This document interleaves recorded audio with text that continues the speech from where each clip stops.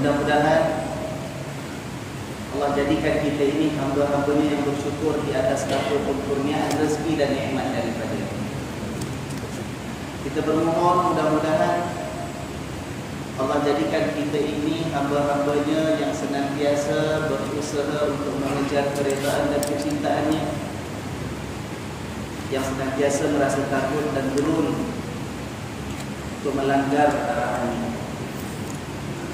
Kita bermohon juga mudah-mudahan Allah hadiahkan kita ilmu yang penuh dengan barakah, yang menghasilkan ketaatan di dalam diri kita, yang menjauhkan kita daripada perkara-perkara yang dilarangnya, yang menjadi pelita menerangi perjalanan hidup kita hinggalah akhirnya nanti mudah-mudahan kita kembali kepadanya dalam keadaan kita ini diredai olehnya.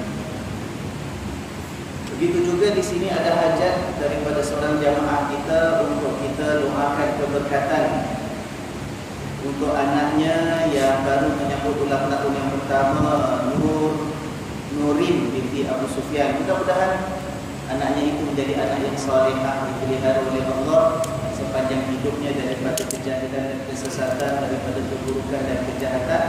Begitu juga anak-anak kita semuanya yang Allah amanahkan kepada kita, yang telah menyebabkan kita ini merasa gembira dan ketawa saat kita menyambut kelahiran mereka, yang menjadi penawar hati kita waktu kita duka. Mudah-mudahan anak-anak yang Allah hadiahkan kepada kita ini menjadi sebab kita mendapatkan juga kasih sayang dan keridaan Allah.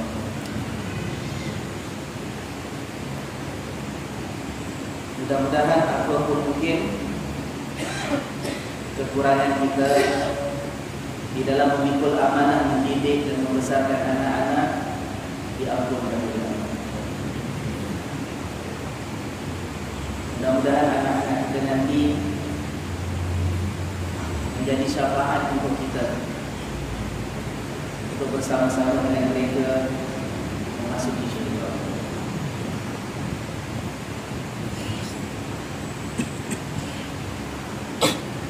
Dengannya doa yang demikian Al-Fatihah.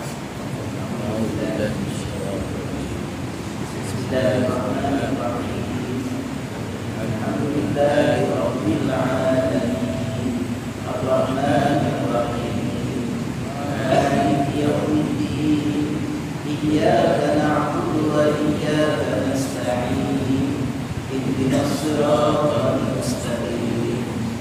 Siratal ladzina an'amta 'alaihim ghairil maghdubi 'alaihim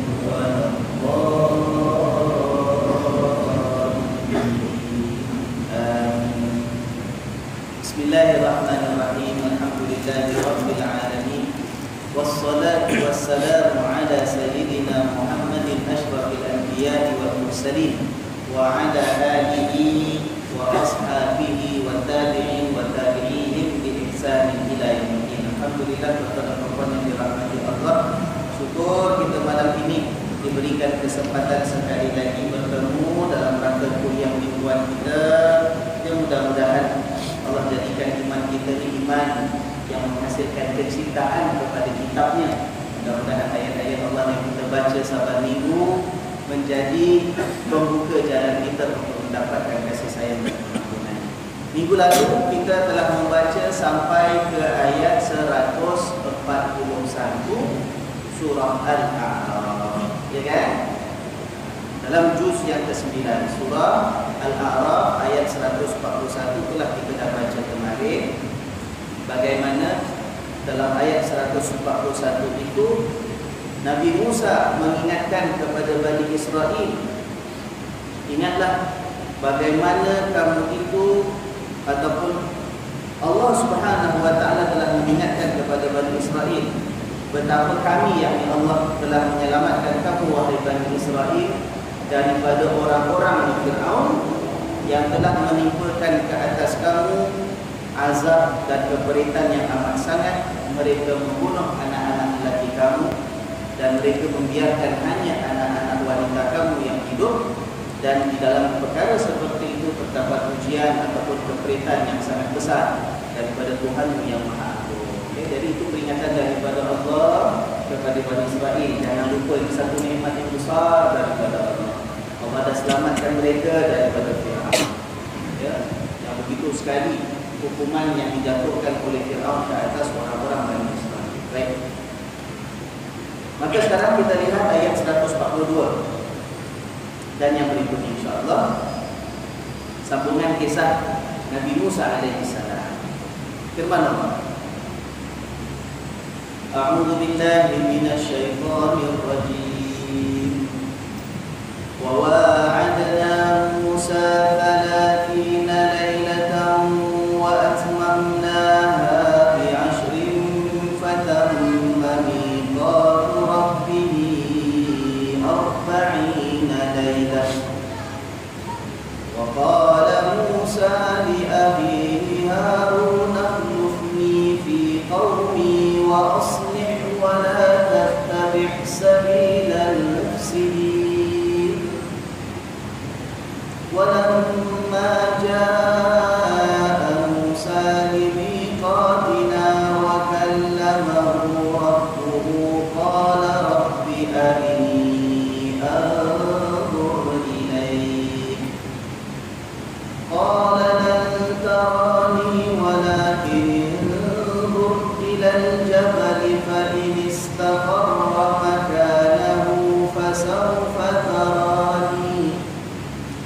فلما تجلى ربه للجبل جعله دكا وخر موسى صعقا. فلما أفاق قال سبحانك تبت إليك وأنا أول المؤمنين. قال يا موسى اصطفيتك على الناس برسالاتي وبكلامي فخذ ما آتيتك وكن من الشاكرين. وكتبنا له في الألواح من كل شيء موعظة وتفصيلا لكل شيء فخذها بقوة وأمر قومك يأخذوا بأحسنها سأريكم دار الفاسقين. صدق الله العظيم. Yang bermaksud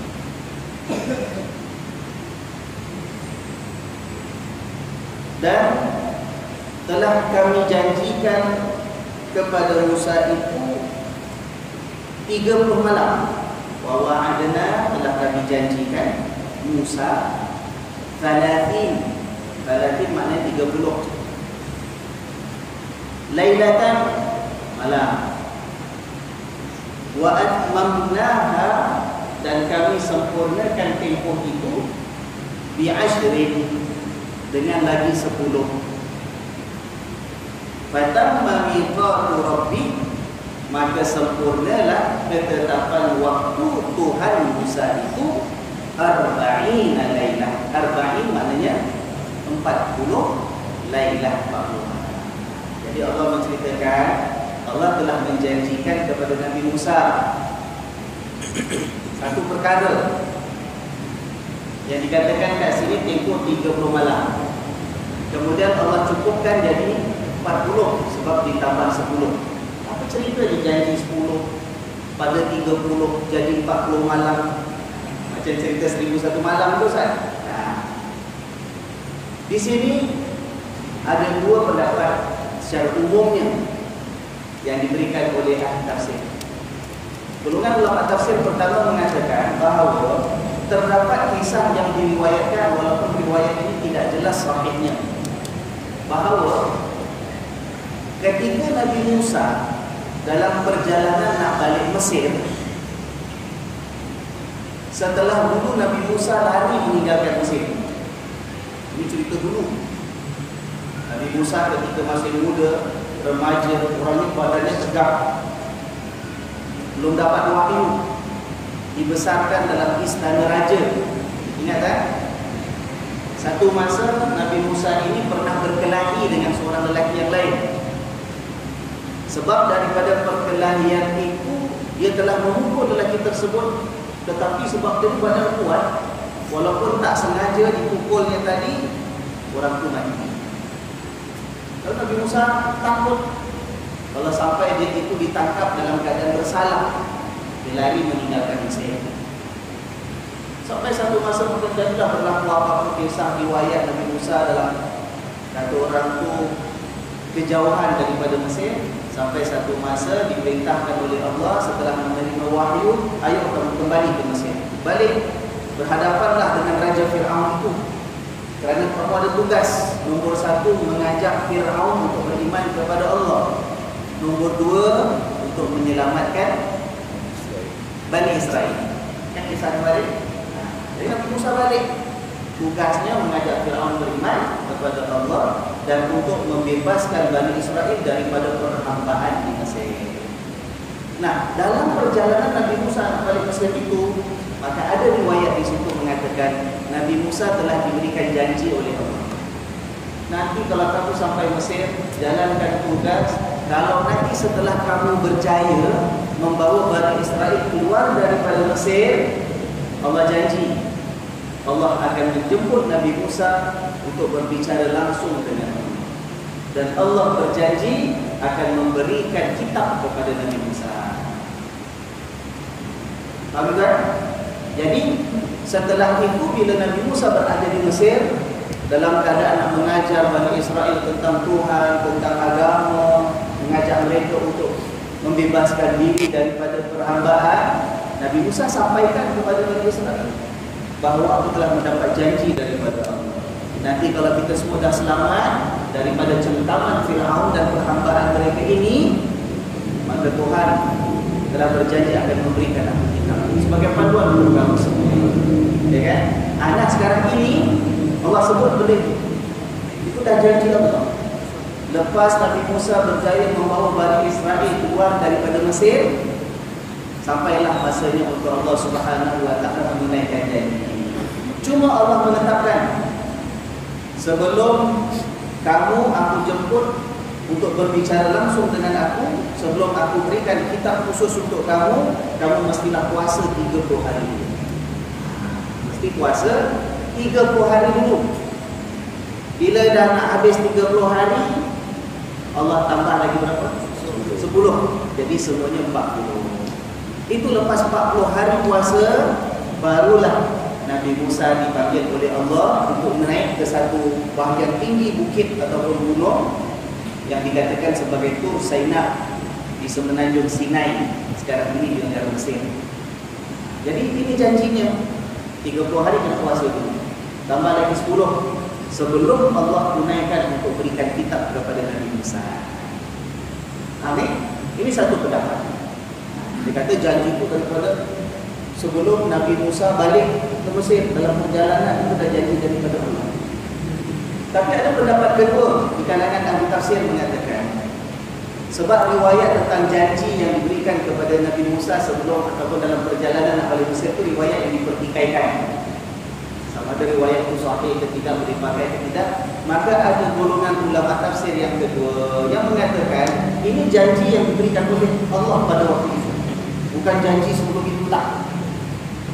Maknanya lepas Nabi Musa dah bawa Bani Israel keluar daripada Mesir, menyeberangi Laut Merah, meneruskan perjalanan sampai ke negeri yang dijanjikan oleh Allah. Nah, dalam perjalanan itu Allah beri janji kepada Nabi Musa. Allah kata apa? Kau puasa 30 hari. Habis puasa 30 hari dengan baik, aku janji aku akan turunkan kitab kepada wahai Musa. Faham? Mak janji diberikan pada waktu itu. Itu yang Nabi Musa alaihi salam laksanakan ibadah puasa seperti mana yang diperintahkan oleh Allah. Habis 30 hari Allah tambahkan lagi 10. Jadi 40 hari. Habis puasa 40 hari, maka Allah menunaikan janjinya. Mari naik ke bukit ini, tinggalkan Bani Israel di bawah, tinggalkan mereka dengan abang kamu yang namanya Harun, naik Sebab di sana Allah berbicara langsung dengan Nabi Musa, dan di sana Allah berikan kitab kepada Nabi Musa alaihissalam. Kitab apa? Kitab Taurat. Jelas ni? Nah, yang mana satu kata Ustaz, ada janji dulu lama ataupun baru waktu itu dijanjikan oleh Allah. Wallahu a'lam bis-shawab. Itu tidak menjadi persoalan kepada kita, tapi nak melihat apa yang berlaku kepada Nabi Musa ketika Nabi Musa naik ke tempat yang diperintahkan oleh Allah, dan apa yang berlaku kepada Bani Israel yang ditinggalkan oleh Nabi Musa sepanjang meninggalkan mereka. Ya, itu yang kita nak lihat dan ambil pengajaran. Baik.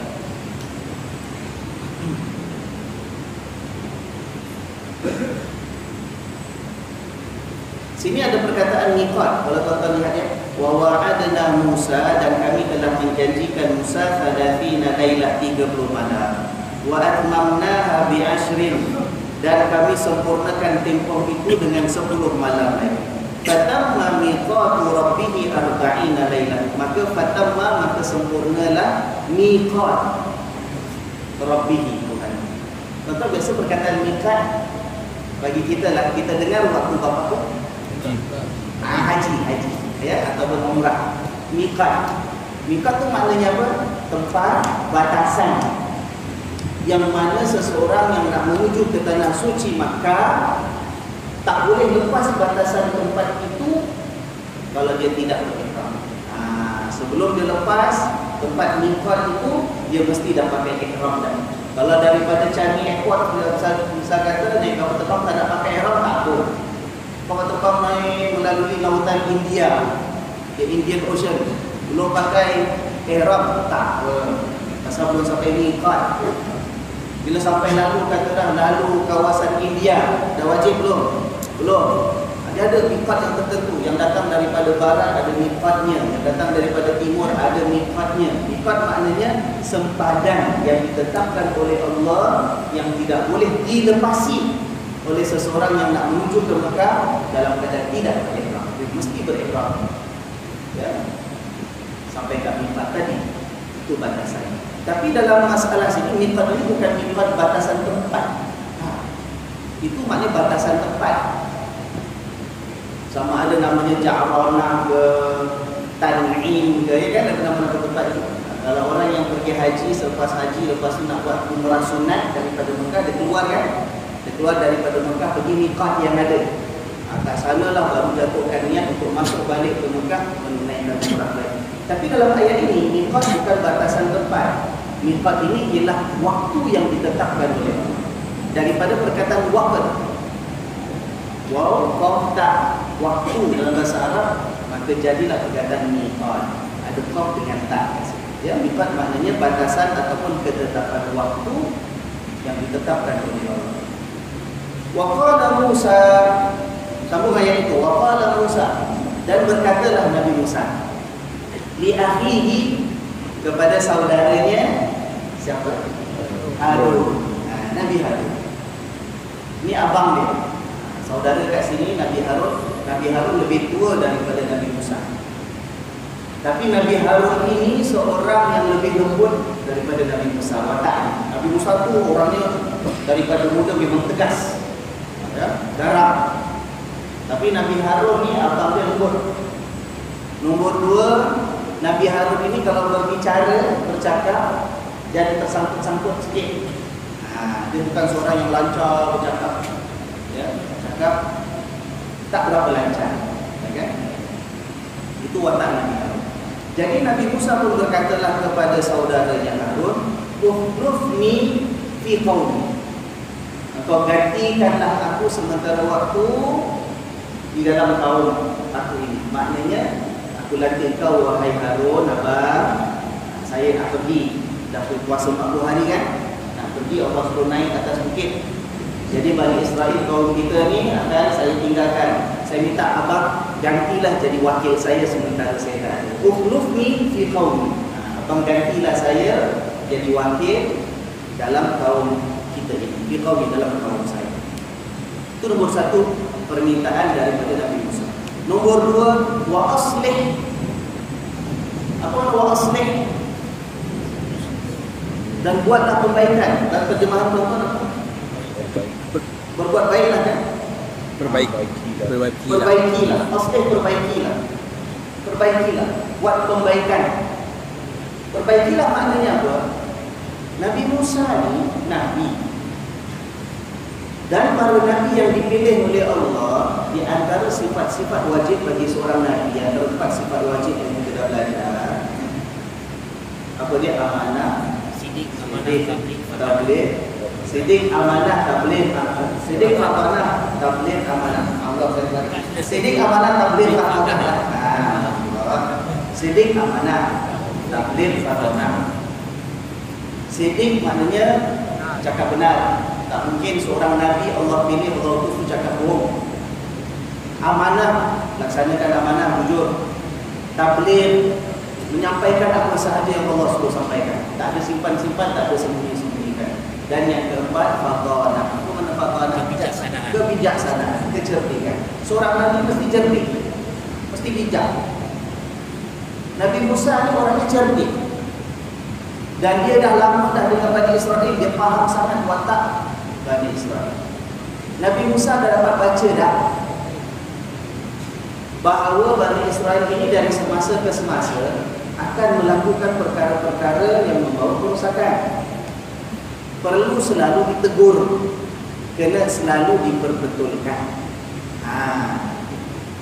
Itulah maksudnya Nabi Musa berkata kepada abangnya Nabi Harun, "Bang, saya nak pergi. Abang jadi wakil saya tinggalkan. Nomor 2, buat pembaikan. Perbaiki apa saja kesalahan yang dibuat oleh Bani Israel. Kalau ada, abang kena perbetulkan. Jangan biarkan. Kena perbetulkan, kena perbaiki. Itu maksud aslih." Dan yang ketiga, pesanan daripada Nabi Musa itu, wala tattabi' sabilal mufsidin. Dan jangan pula abang mengikut sabilal mufsidin, caranya orang-orang yang buat kerosakan. Abang kena perbetulkan kalau orang buat salah. Jangan pula abang mengikut dia buat salah. Apa tu? Bila Nabi Musa pesan macam ni, Nabi Musa terasa kan? Dah ada rasa-rasanya ni. Kalau tak ada ni, macam-macam lah kau mahu buat. Bukan-bukan. Abang kena jaga mereka. Berbetulkan dan jangan ikut cara orang-orang yang buat kerosakan dan kesalahan. Selesai? Habis? Maka ditinggalkanlah Bani Israel ini. Kalau orang yang melancong sampai ke negeri Mesir, kalau nak jalan-jalan makan angin ke semenanjung Sinai, itu memang ada bukit yang akan orang naik, terutama sekali orang-orang yang beragama Nasrani dan Nasrani. Sebab bagi mereka itu di antara tempat pilgrimage mereka, beribadah naik. Nanti ke atas tu ada gereja kecil. Ke atas tu juga ada macam batu-batu. Atas gunung batu, tak ada pokok, tak ada apa. Ya kan?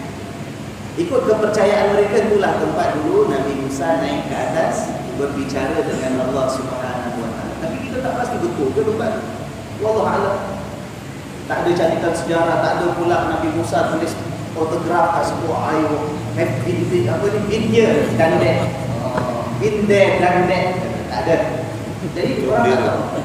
Kita pun tak tahu betul ke tempat tu. Pokoknya kalau nak naik lah. Setakat makan angin, tengok matahari terbit, Masya Allah cantik tempat dia, ya kan? Tinggi. Ingat saya waktu saya naik dulu, waktu masih belajar kat Mesir, 3 jam saya dah naik untuk sampai ke atas. Daripada pukul 4 pagi kita naik, pukul 7 baru kita sampai atas. Ramai. Kebanyakan orang-orang Nasrani, ya, ada gereja kecil kat atas. Kemudian ayat 143. Walamma ja'a Musa, apabila telah sampai dan tiba kepada Musa itu limiqatina, apabila sampai Musa ke miqatina. Lagi sekali miqat kat sini apa? Ketetapan waktu. Waktu yang diputuskan oleh Allah. Bila dah sampai waktunya, Nabi Musa sampai pada waktu yang dijanjikan oleh Allah, naiklah Nabi Musa wa kallamahu rabbuh.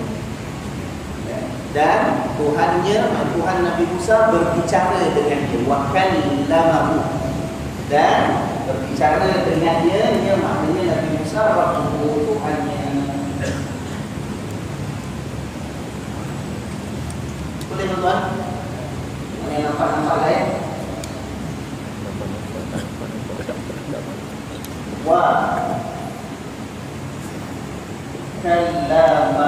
kallama. Orang Melayu pun cakap kalimat. Betul. Dalam bahasa Melayu ada perkataan kalimat. Kalimat maknanya perkataan. Jadi kalau kallama berbicara, ya, berbicara kepadanya, kat sini ialah Nabi Musa. Siapa yang berbicara dengan Nabi Musa? Tuhan. Berbicara secara langsung. Dan ini keistimewaan yang Allah berikan kepada Nabi Musa. Ya, berbicara dengan Allah secara langsung. Nah, itulah maka gelaran Nabi Musa ialah Kalimullah. Nabi Musa digelar sebagai Kalimullah, Nabi yang dapat kesempatan berbicara dengan Allah secara langsung. Kalimullah.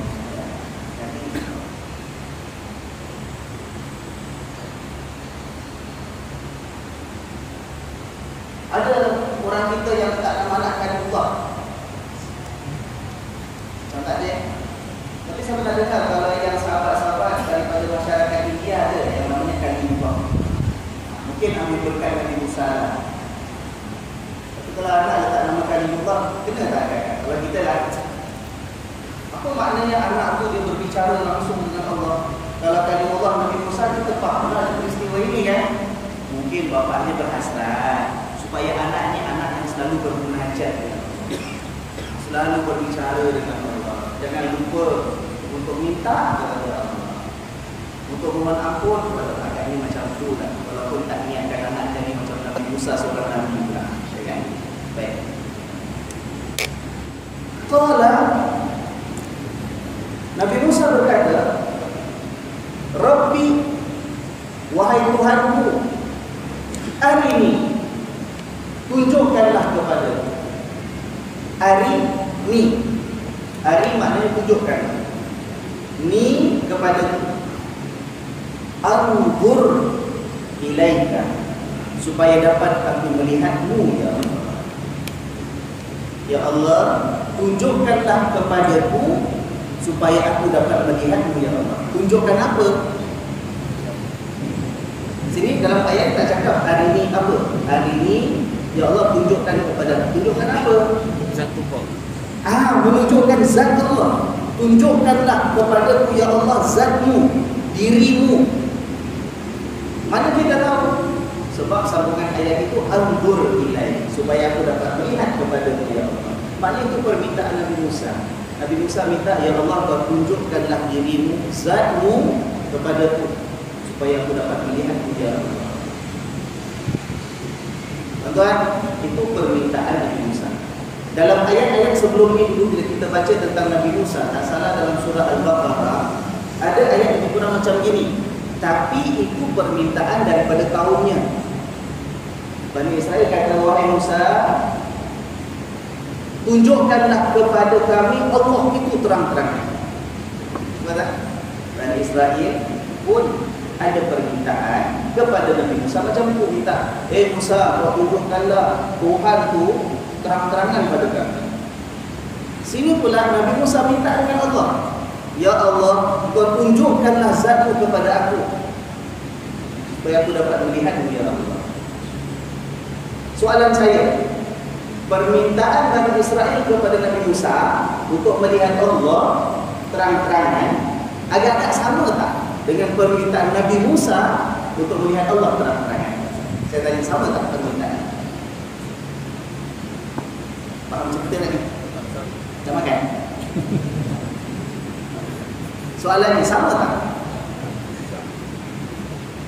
Bani Israel minta kepada Nabi Musa nak tengok Allah. Nabi Musa minta dengan Allah nak tengok Allah. Macam sama kan? Tapi betul-betul sama tak dua permintaan? Permintaan Bani Israel dengan permintaan Nabi Musa sama? Kenapa lain? Bani Israel hanya memperolokkan dia, mengejekkannya. Okey.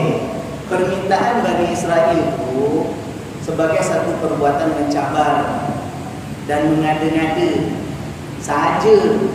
Degilnya mereka, sombongnya mereka, Musa, ingat senang-senang kita nak beriman tu.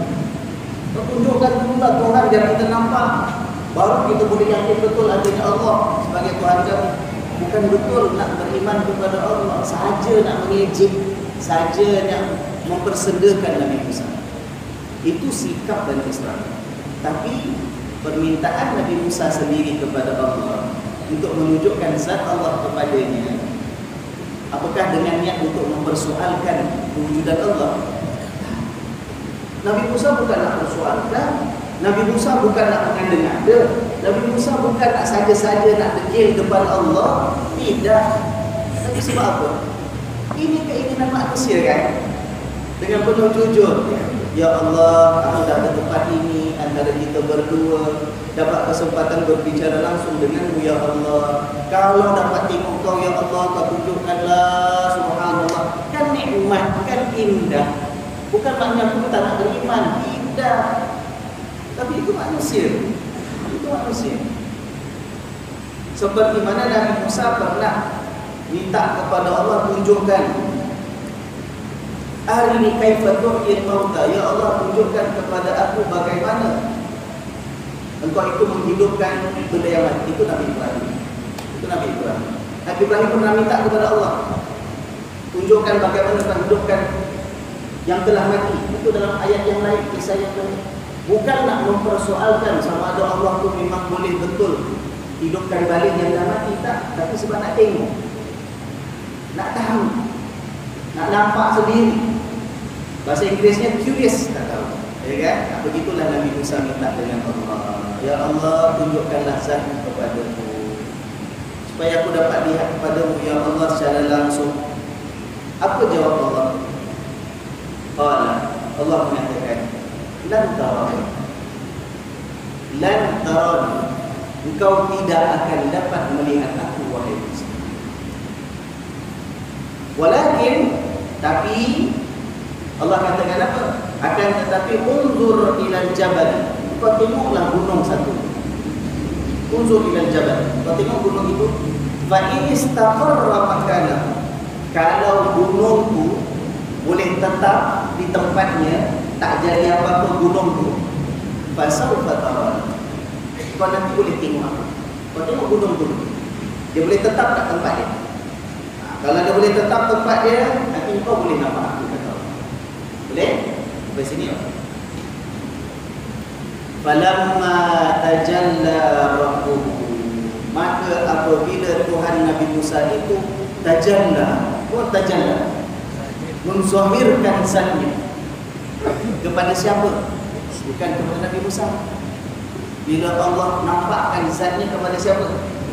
Gunung tu. Kan Allah kata, kau nak tengok aku, kau tak boleh. Baik Nabi Musa, lantaran kau tak akan dapat lihat. Tapi tak apalah, kau tengok gunung. Kalau gunung tu boleh tetap tempat dia, tak jadi apa-apa, nanti kau boleh nampak. Lalu Allah menunjukkan, menampakkan tajalla zatnya kepada si gunung tadi. Apa yang berlaku kepada gunung itu? Nah, kita lihat.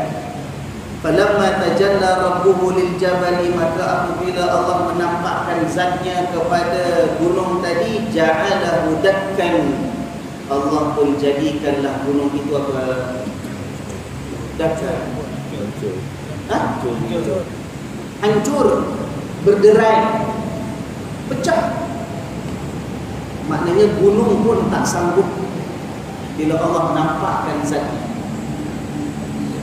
Gunung tak sanggup. Gunung yang besar macam itu, nak banding dengan kita manusia kecil ni, yang lemah ni, agak-agak kalau kita langgar gunung, siapa yang sakit? Kalau nak banding lah, nak teres sangat, tengok kita kuat, langgar gunung tu, batu tak payah gunung jauh-jauh lah, apa ni Semenanjung Sinai ni, bukit belakang, sondol aja tengok siapa kuat. Bila Allah nampakkan zatnya kepada gunung tadi, ja'alahu dakkan, Allah jadikan gunung itu hancur berderai, pecah.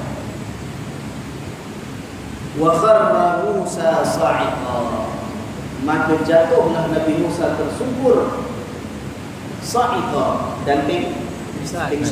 Tak sedar diri Nabi Musa, pasal gerun sangat, dahsyat sangat pemandangan itu. Gunung pecah, tersungkur Nabi Musa, gerun sampai pingsan Nabi Musa alaihi salam.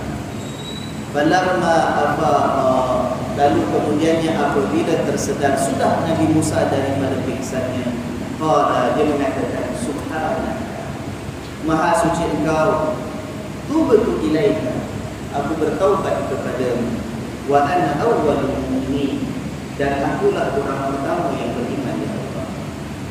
Padahal ada berapa perkara?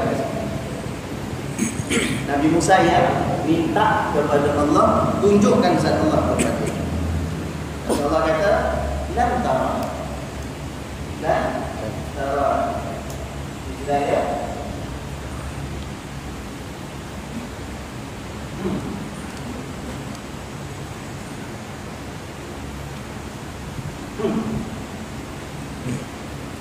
Dan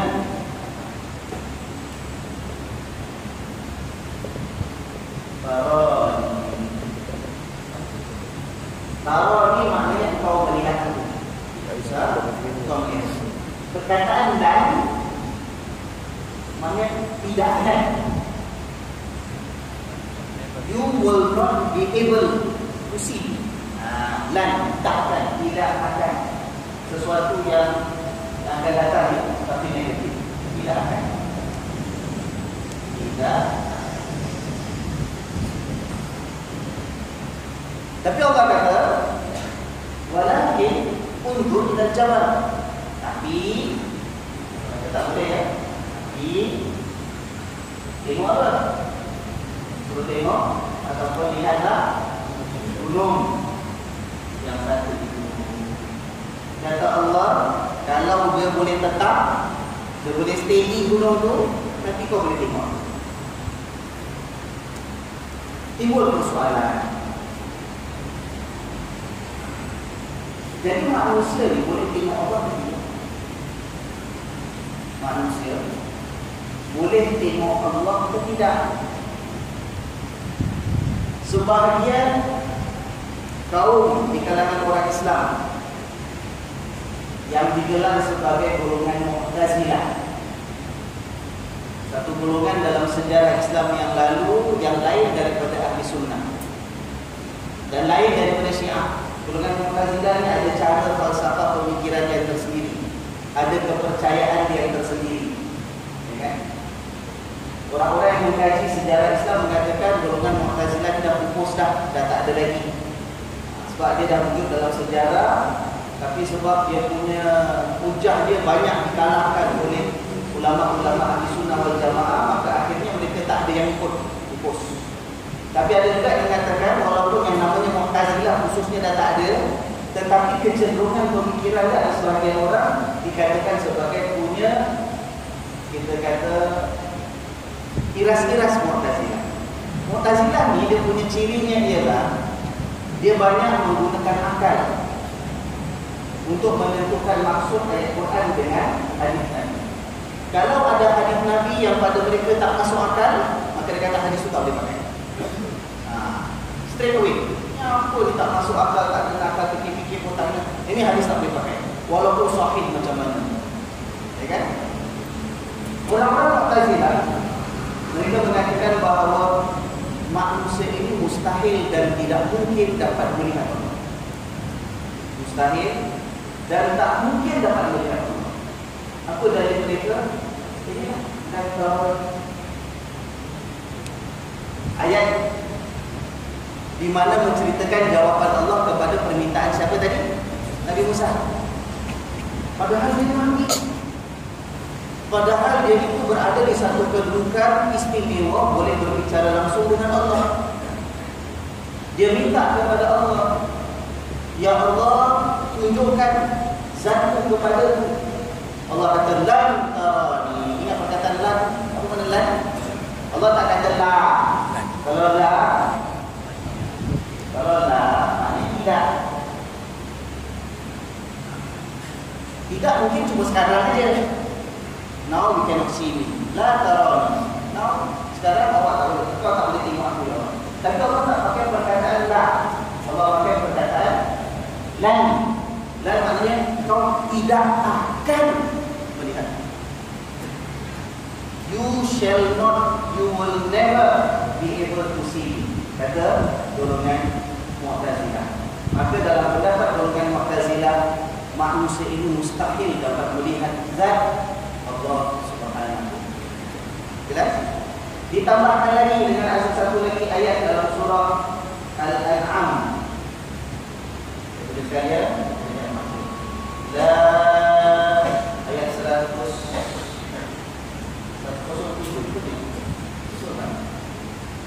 La tudrikul absar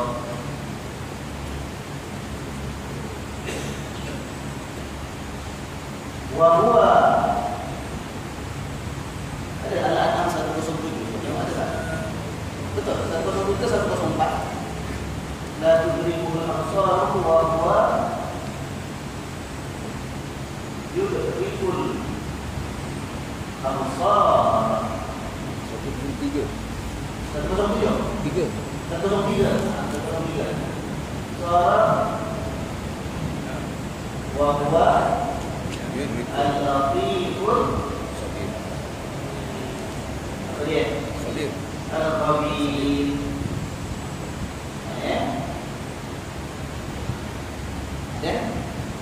Ini juga dijadikan dalil tambahan oleh orang-orang Mu'tazilah mengatakan manusia mustahil boleh nampak. Apa maksud ayat ini? Ayat 103 surah Al-An'am. Maksudnya ialah la tudrikuhul absar. Allah itu tidak boleh dicapai oleh panca indera melihatnya makhluk. Penglihatan makhluk, absar penglihatan makhluk. Allah itu tidak dapat dicapai oleh penglihatan makhluk. Maksudnya apa? Bahasa yang mudah. Makhluk ni yang boleh melihat, tapi dia tak boleh melihat. Boleh? Sebaliknya, wahwa, sebaliknya Allah yang yudrikul absar. Allah yang boleh mencapai pemandangan matanya makhluk-makhluk. Kita makhluk, Allah kasih kita panca indera melihat. Betul? Kita boleh melihat dengan mata yang dikurniakan oleh Tuhan. Tapi mata kita boleh nampak Allah tak? Tak boleh, berdasarkan ayat. La tudrikul absar. Mata makhluk tidak dapat melihat Allah. Tapi Allah boleh mengetahui apa yang ada pada mata kita. Kita tengok apa Allah tahu. Jeling-jeling sikit pun Allah tahu. Kalau waktu itu Allah nak butakan mata, buta Allah pasti macam cerita Firaun. Boleh kalau Allah nak butakan. Maka Allah kata Allahu al-Latif, dan Allah lah dia yang maha halus, latif, halus, lembut. Kerana Allah itu latif, lembut, halus, maka kita tak dapat mengetahui apa yang Allah tahu. Kita pandang itu pun Allah tahu. Tak payah nak hitunglah dengan Allah Subhanahu wa Ta'ala.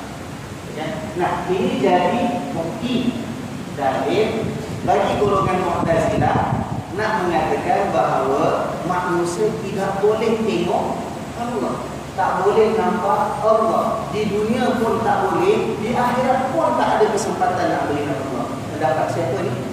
Mu'tazilah. Tapi golongan ahli sunnah kita mengatakan boleh. Kalau Allah nak tunjukkan zatnya kepada kita, bukan dapat melihat, tapi bukan kat dunia. Kan saya dah katakan ada beberapa kuliah yang lepas.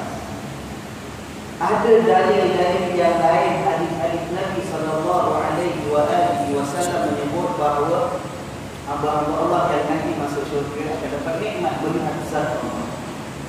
Itu lepas saya bersebut, itu lepas saya bersebut.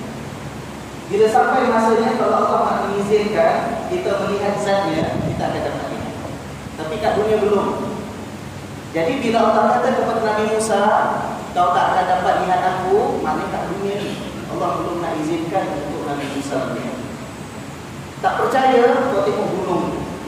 Kalau aku belum izinkan, suasana dunia belum membolehkan, tunjukkan zat Allah, nampakkan kepada gunung, gunung boleh hancur. Itu manusia. Jangan cari pasal tuan, nak cari Tuhan, nak tengok Tuhan ada-ada. Itu guru tu bagus, bukti pun tak berkabat dia tu.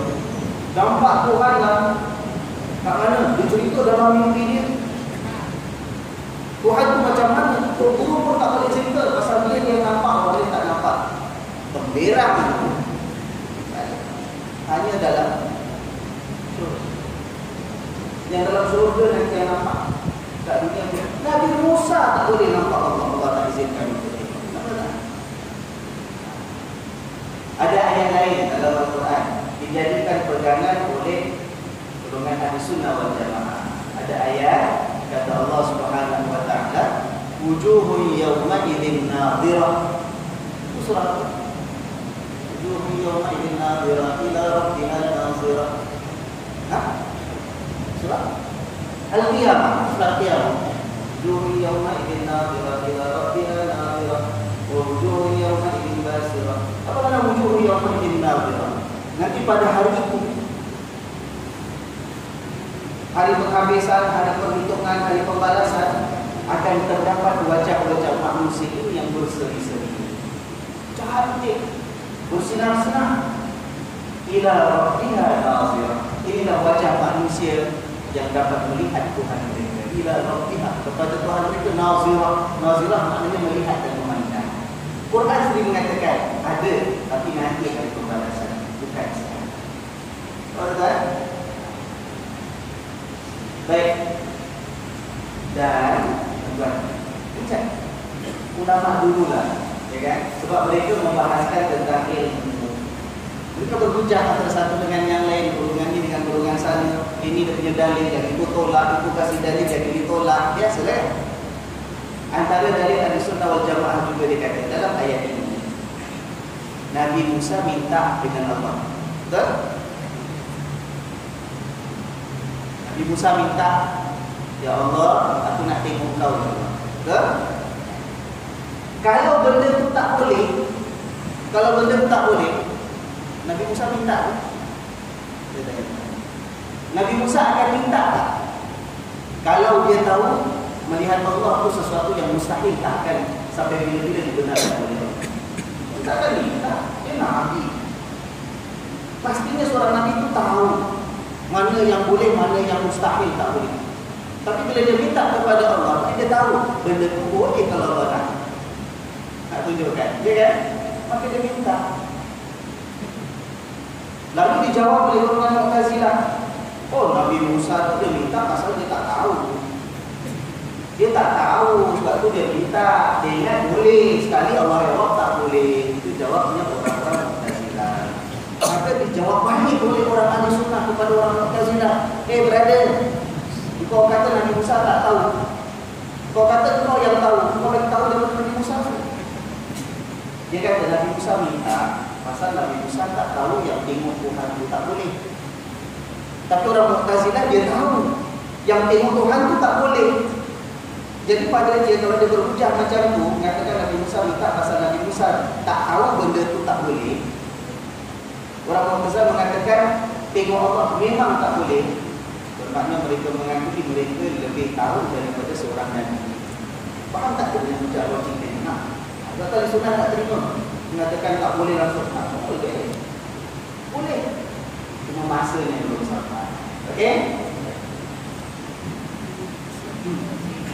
Sebab itu ya, jangan katakan nak tengok dengan mata sesuatu yang belum diizinkan oleh Allah.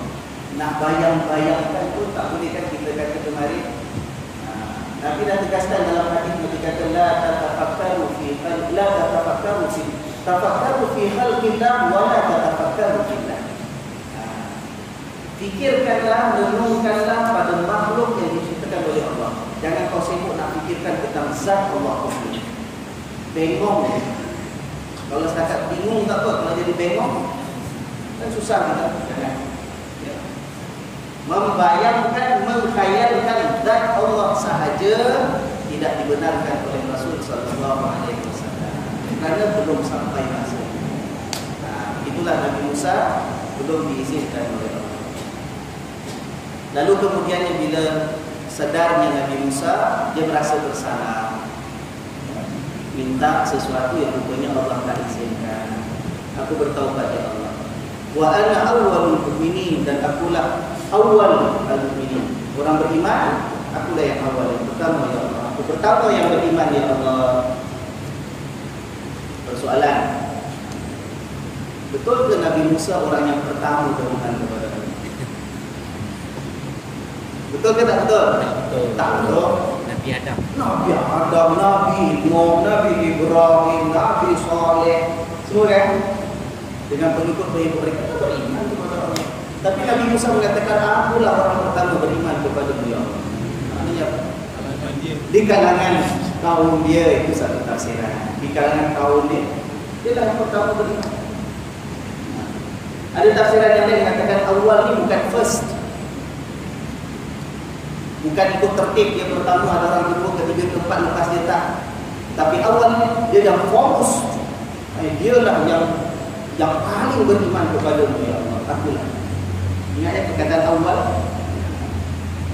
Sama ada menunjukkan dia yang first, pertama, belum ada orang lain sebelum dia, ataupun dia pertama, dia yang paling kuat, yang paling yakin dalam keimanannya kepada Allah. Kenapa dia paling yakin?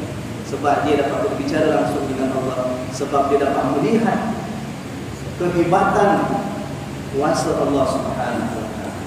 Ya. Hanya kerana Allah menampakkan sedikit zatnya kepada gunung hancur. Macam mana tak beriman ayat ini? Nak katakan itulah ainul yakin antara ini. Ainul yakin. Ainul yakin sebab itu para ulama mengatakan tuan dia. Ainul yakin ini sebenarnya semua orang boleh capai. Semua orang boleh capai. Contoh kalau belajar ilmu tasawuf ada sebagian pendapat yang mengatakan ainul yakin itu satu maqam tinggi. Orang-orang yang khusus saja, yang darjatnya tinggi sisi Allah, yang dapat sampai martabat ainul yakin. Ainul yakin maknanya yakin dia kerana mata dia sendiri boleh nampak. Kerana nampak dengan mata dia penuh yakin. Itu ainul yakin. Tapi sebahagian besar ulama yang lain mengatakan berdasarkan kisah seperti ini sebenarnya semua orang boleh sampai ainul yakin. Sebab apa? Ainul yakin bukan bermakna mata kita nampak Allah sampai kita yakin tak.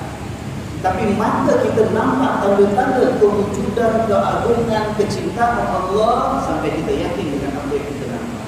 Kita nampak bukan nampak zat Allah, tak mesti. Kita nampak kebesaran Allah, kita dah yakin dengan kewujudan Allah. Itu ainul yakin. Ainul yakin. Yang membezakan darjat ainul yakin daripada yang lain yang lebih rendah ialah tahap keyakinannya. Bila dia melihat alam ini, melihat kejadian dirinya, melihat apa yang berlaku di dunia sepanjang kehidupannya, melihat sekeliling yang ada yang kita kata inilah kitab yang besar yang Allah buka untuk kita dengan segala ayat-ayatnya kan, kita kata kemarin, timbulkan keyakinan atau keyakinan. Kalau hati kita yakin dengan mata kita memandang kebesaran Allah, ayo yakin lagi. Ya.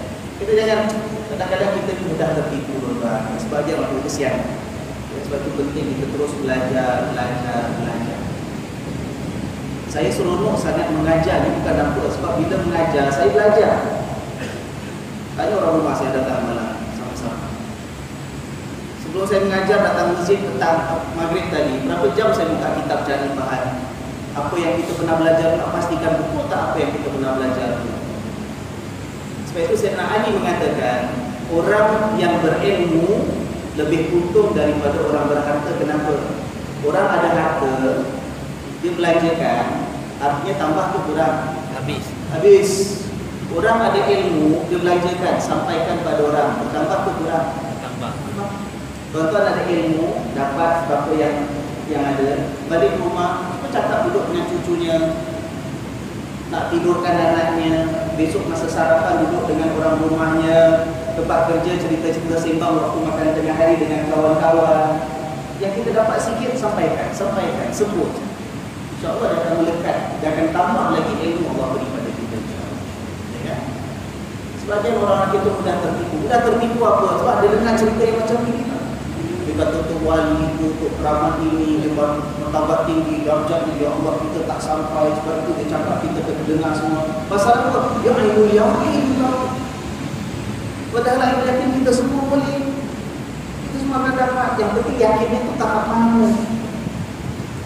Yakinnya tahap mana. Bukan kerana mata dapat melihat Allah. Sebab itu semua orang belum dapat lagi. Tapi mata yang melihat tanda-tanda kebesaran Allah. Ciptaan Allah menunjukkan kekuasaan kekuasaan Allah yang begitu hebat itu. Ya.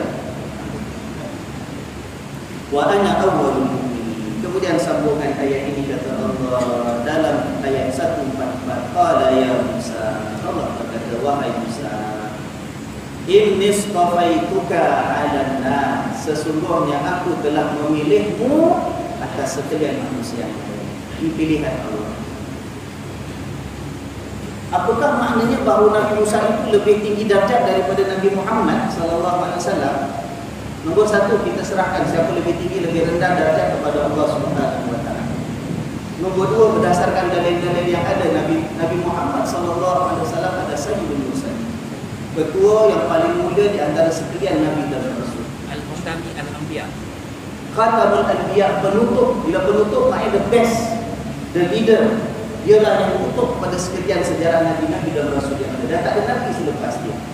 Apa ini kata Allah pilih Nabi Musa atas sekalian manusia yang lain. Setiap nabi ada keistimewaan dia. Itu yang Allah pilih. Nabi Nuh ada keistimewaan dia, hidupnya lama 900 tahun. Nabi Adam ada tak keistimewaan dia? Ada, sebab dia satu-satunya yang pernah masuk syurga. Nabi yang lain ada. Nabi Ibrahim ada tak keistimewaan dia? Ada, dipilih oleh Allah menjadi bapa pada sekalian nabi dan rasul, sebab semua nabi lepas tu datang daripada keturunan dia. Nabi Musa ada tak keistimewaan yang Allah pilih untuk dia? Ada. Kalimullah, berbicara langsung dengan Allah. Dapat melihat ada kebesaran Allah bila Allah tunjukkan pada gunung itu, terus gunung pecah. Itu keistimewaan yang Allah pilih kepada Nabi Musa. Wahai Musa, sesungguhnya aku telah memilihmu atas sekalian manusia lain. Birisalati wa bikalami. Dengan sebab apa? Dengan sebab risalah yang aku berikan kepadamu. Risalah yang kenabian, kepimpinan yang Allah berikan, wahyu yang Allah turunkan. Wa bikalami. Ini keistimewaan Nabi Musa. Dengan bicara aku kepadamu, wahai Musa. Fakhudh ma ataituka, maka ambillah apa yang telah kukurniakan kepadamu, wahai Musa. Wa kum minasyakirin, dan jadilah daripada kalangan hamba-hamba Allah yang bersyukur. Dan Allah pilih kita juga tak masing-masing dengan keistimewaan kita sendiri. Ya, masing-masing ada nikmatnya sendiri yang Allah beri. Kalau Allah langsung tak pilih kita, kita tak hidup tuan. Kalau Allah tak pilih kita langsung, kita tak jadi orang beriman tuan, tak dapat hidayah. Masing-masing kita ada pilihan Allah untuk kita. Ya kan? Maka kata Allah, terimalah apa yang Allah berikan pada kamu, dan jadilah seorang hamba Allah yang bersyukur dengan kemuliaan Tuhan. Mudah-mudahan kita terus jadi hamba Allah yang bersyukur. Banyak kemuliaan Allah berikan. Begitu juga kalau kita lihat sekarang ini dalam suasana malam ini, malam keberapa Muharram? Kira-kira malam ini malam keberapa? 9. Siang hari 8. Malam ini malam 9, besok 9. Ya kan? Besok puasa boleh insyaAllah. Puasa sunat. Dia kalau puasa sunat tak besok? Puasa sunat 9 Muharram. Tasu'a. Nak tulis? Ya, Tasu'a. Daripada perkataan Tis'a, 9 Muharram. Dia pusat 9 Muharram puasa. Yang saya dengar kan 10 Muharram. Puasa sunat 9 ke 10 saya tanya? 10.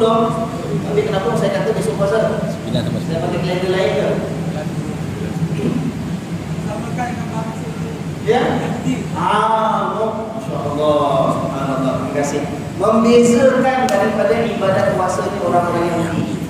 Apa cerita? Itu kan Nabi SAW lepas berhijrah ke Madinah, Nabi dapat tahu orang-orang Yahudi yang ada di Madinah 10 Muharram mereka puasa. 10 Muharram orang Yahudi di Madinah puasa. Nabi pun tanya, ni puasa apa ni? Lalu diceritakan, ya Muhammad sallallahu alaihi wasallam, kami orang Yahudi puasa 10 Muharram sebagai tanda syukur, terima kasih pada Tuhan. Sebab 10 Muharram itulah Bani Israel diselamatkan oleh Allah bersama-sama dengan Musa alaihissalam. Kisah kita baca kemarin, Nabi Musa bawa Bani Israel keluar daripada Mesir, diselamatkan oleh Allah. Kalau ikut pada riwayatnya orang-orang Yahudi di Madinah, ada 10 Muharram. Ya, maka sebab itu mereka bersyukur puasa 10 Muharram. Lalu Nabi mengatakan, kalau macam itu, kita orang Islam lebih layak puasa 10 Muharram daripada kamu wahai orang Yahudi. Sebab apa? Sebab Nabi Musa pun Nabi kita juga, kita orang Islam. Bani Israel selamat, kita pun syukur juga. Maka Nabi SAW menganjurkan supaya orang Islam juga puasa pada 10 Muharram. Itu puasa Ashura. Tapi puasa 9 tu kenapa? Itu tadi, supaya bezakan daripada puasanya orang Yahudi yang ada di Madinah dulu. Orang Yahudi puasa 10 Muharram aja. Kita puasa 9 dengan 10 supaya lain sedikit. Puasa 9 hari bulan. Oh 9 ustaz baru boleh puasa. Daripada 1 sampai 10 tak boleh puasa ke? Puasa sunat mutlak. Bila-bila masa kita nak puasa tak ada masalah. Yang suka-suka di jalanan kalau Senin dengan Khamis. Kalau ada orang tuan-tuan saya nak tanya, kita puasa Senin, puasa Khamis. Datang angin dia 1 minggu tu nak puasa Senin, Selasa, Rabu, Khamis. Boleh tak? Puasa sunat. Boleh, tak ada masalah. Yang tak boleh kalau sampai membebankan diri sepanjang tahun puasa tiap hari. Itu tak boleh. Itu dah berat sangat. Nabi kata paling banyak pun kalau puasa sepanjang tahun, lat-lat. Satu puasa, satu hari buka, satu hari puasa, satu hari buka. Itu kalau nak puasa sepanjang tahun. Okay? Puasa 9 dan puasa 10 sebab 10 hari bulan mengenang pada syukur kita, perlindungan, keselamatan, kemenangan yang Allah anugerahkan kepada Nabi Musa dengan Bani Israel. Ya, besok kita puasa, lusa kita puasa, ada syukur. Kita dapat nikmat banyak. Ustaz, apa kena kita dengan Bani Israel? Kita orang bukan Bani Israel. Ya kan? Kita selamat je lah puasa. Kita pun tak.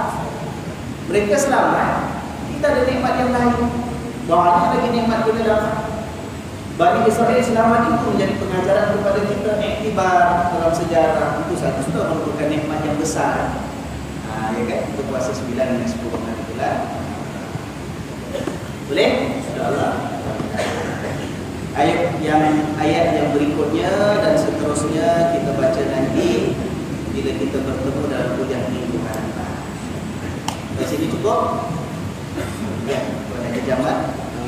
Nabi SAW dia Mi'raj, dia berbual ataupun melihat Allah Ta'ala. Macam mana Nabi SAW dalam peristiwa Isra Mi'raj? Mi'raj, dia melihat ataupun dia berbicara saja. Nabi SAW dalam peristiwa Isra dan Mi'raj berbual sahaja ke dengan Allah ataupun nampak Allah, ini satu perkara yang kita tak tahu. Yang kita tahu ialah Nabi dibawa Mi'raj, naik sampai ke Sidratil Muntaha, naik lagi di mana sampai satu peringkat malaikat Jibril tak dapat ikut. Ya kan? Lalu pas langit sampai satu tempat malaikat Jibril tak ikut. Ya Muhammad SAW teruskan berjalan naik ke atas. Itu yang Nabi dapat terima perintah salat dan sebagainya kan. Nah, apa yang berlaku pada waktu itu? Di situ khilaf besar antara ulama. Nabi melihat Allah bersama.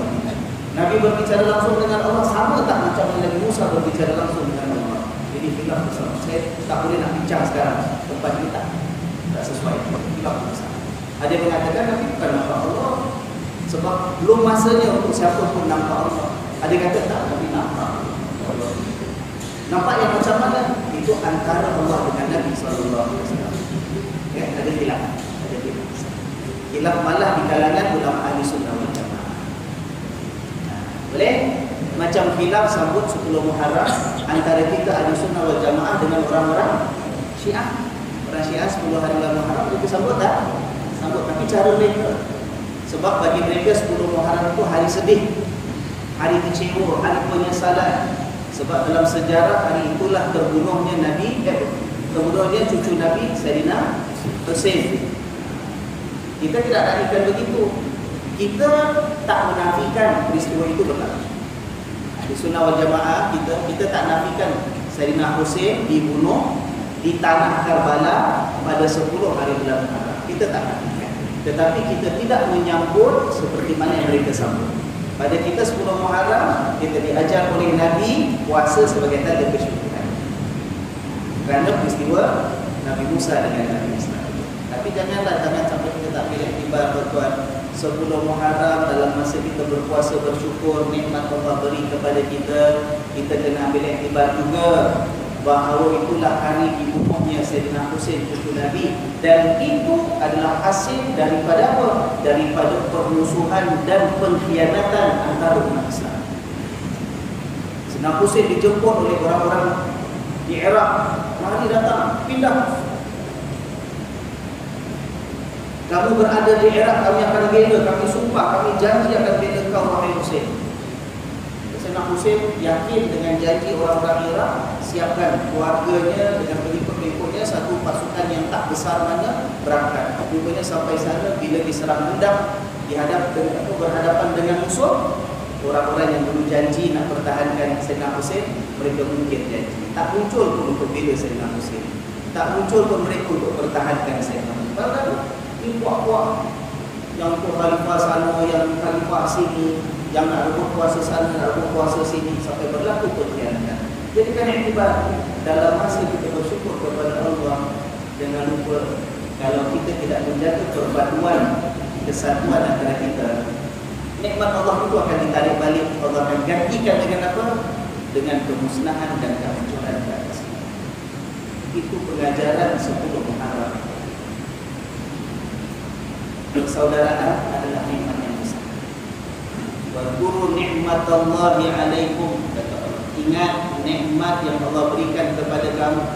In kuntum a'daan, ketika kamu dahulu sebelum datang Islam itu asyik bermusuhan antara satu dengan yang lain. Fa'allafa baina qulubikum, kemudian Allah satukan antara hati-hati kamu menjadi bersaudara. Asbahtum bi ni'matihi ikhwan, dengan nikmat daripada Allah kamu dapat menjadi bersaudara. Nikmat 10 hari bulan Muharram kita puasa tanda syukur. Syukur atas apa? Nikmat yang banyak. Antara nikmat yang banyak, nikmat apa? Nikmat persaudaraan. Nikmat persaudaraan kalau kita tak jaga, takut jadi peristiwa Karbala sekali lagi dalam kehidupan kita. Yang banyak berlaku sekarang sebab hilang persaudaraan. Dia bunuh dia gaduh dengan dia tembak dia bom dia. Padahal semua mengucapkan la ilaha illallah. So dalam kita berpuasa besok 9 hari bulan, 10 hari bulan, banyak merenung, memikirkan. Ya, mudah-mudahan Allah terima amalan kita, Allah ampunkan dosa-dosa kita, Allah bersihkan hati kita, Allah lembutkan jiwa kita, Allah angkat darjat kita, Allah kukuhkan keimanan kita. Mudah-mudahan Allah memberikan keselamatan kepada kita di dunia dan juga di akhirat nanti. Amin ya rabbal alamin. Subhanallahumma wa bihamdika asyhadu an la ilaha illa anta astaghfiruka wa atubu ilaik. Subhanallahumma wa bihamdika asyhadu an la ilaha illa anta astaghfiruka wa atubu ilaik. Subhanallahumma wa bihamdika asyhadu an la ilaha illa anta astaghfiruka wa atubu ilaik. A'udzu billahi minasy syaithanir rajim. Bismillahirrahmanirrahim.